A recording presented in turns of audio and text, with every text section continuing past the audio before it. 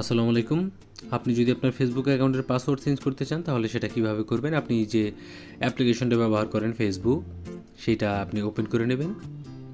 Open করে নেওয়ার পরে আপনি ডান দিকে কর্নারে এইখানে একটা প্রোফাইল পিকচার আছে, ওইটার মধ্যে ক্লিক করবেন। ঠিক আছে? ক্লিক করার পরে এইখানে আবার সার্চের পাশে ডান দিকে কর্নারে সেটিংস আইকন যেটা আছে ওইটার মধ্যে ক্লিক করবেন। ওটার মধ্যে ক্লিক করার পরে আপনি প্রথম যে মেটা অ্যাকাউন্ট সেন্টার, এই বক্সের মধ্যে নিচে দেখতে পারবেন see more in account centre, এই অপশনটার মধ্যে ক্লিক করবেন। ঠিক আছে? এই অপশনটার মধ্যে ক্লিক করার পরে অ্যাকাউন্ট সেটিং নিচে আসেন, অ্যাকাউন্ট এইখানে পাসওয়ার্ড অ্যান্ড সিকিউরিটি অপশনটা পেয়ে যাবেন। তো পাসওয়ার্ড অ্যান্ড সিকিউরিটির মধ্যে ক্লিক করলাম। তারপরে উপরে পেয়ে যাবেন হচ্ছে লগ ইন অ্যান্ড রিকভারি সেকশনে চেঞ্জ পাসওয়ার্ডের মধ্যে আমরা ক্লিক করলাম। এইখানে আমার ইনস্টাগ্রাম প্রোফাইল এবং ফেসবুকের প্রোফাইল দুইটা দেখাচ্ছে। এখানে আমি উপরেরটা ফেসবুক এখানে দিয়ে দিলাম।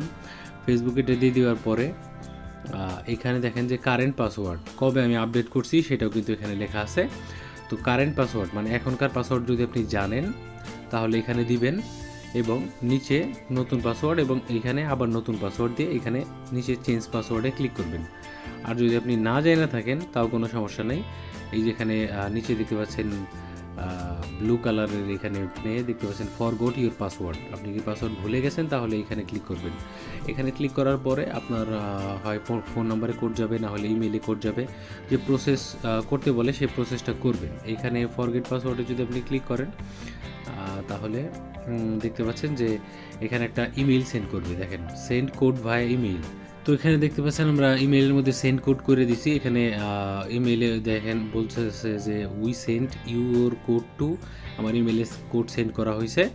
তো এখানে এন্টার 6 ডিজিট কোড, সেই কোডটা এখানে বসে অ্যাকাউন্টের মধ্যে ক্লিক করলে আপনি অপশন পেয়ে যাবেন। তো এইখানে ডিড নট, যদি আপনি কোড না পেয়ে থাকেন did not get A code, এটার মধ্যে ক্লিক করতে হবে। আর কোডটা অবশ্যই ইনবক্সে চেক করবেন। ইনবক্সে যদি না থাকে তাহলে ইমেইলের স্প্যাম ফোল্ডারেও চেক করতে পারেন, সেখানেও অনেক সময় চলে যেতে পারে ইমেইল।